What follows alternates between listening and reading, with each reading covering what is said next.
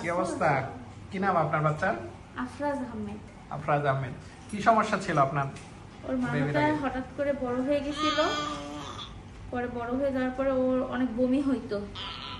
পরে বমি হওয়ার পরে আমরা চেন্নাই গেছিলাম, ভেলোরে গেছিলাম, ওখান থেকে ফেরত দিছে। কি বলছিল ওরা? ওরা বলছিল যে বাচ্চার কন্ডিশন ভালো না, এখানে অপারেশন করলে বাঁচবে না, তোমরা বাংলাদেশে নিয়ে যেয়ে ট্রিটমেন্ট করো। পরে আপনার কাছে আসলাম। পরে আপনার কাছে আসার পর আপনি অপারেশন করার পরে তো আল্লাহর রহমতে এখন অনেকটা সুস্থ। কি টাটা দাও তো। ওই টাটা দাও, টাটা দাও। এই যে টাটা। হ্যাঁ হ্যাঁ। কি কি সমস্যা হয়েছিল তার? হলো মানে পরীক্ষা নিরীক্ষা করে কি ধরা পড়লো? রোগের নাম কি?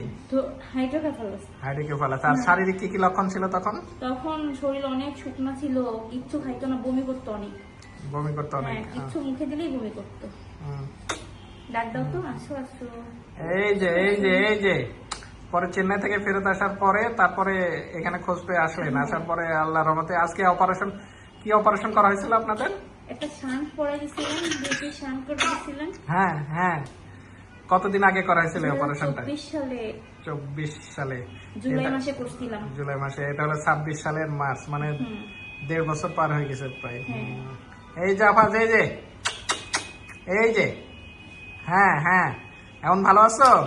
হ্যাঁ হ্যাঁ। তুমি তো অনেকের অনুপ্রেরণা। অনেকেই তো করাতে চায় না, কত যাই হোক আপনাদের আরো আগে আসলে এখন দেখতে তো সুস্থ স্বাভাবিক আল্লাহর রহমতে ভালো আছে।